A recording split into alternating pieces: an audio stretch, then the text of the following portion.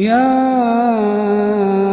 أيها الناس إن وعد الله حق فلا تغرنكم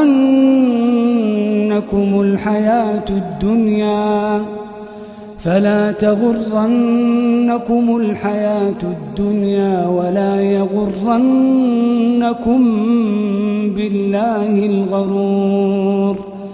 إن الشيطان لكم عدو فاتخذوه عدوا إنما يدعو حزبه ليكونوا من أصحاب السعير.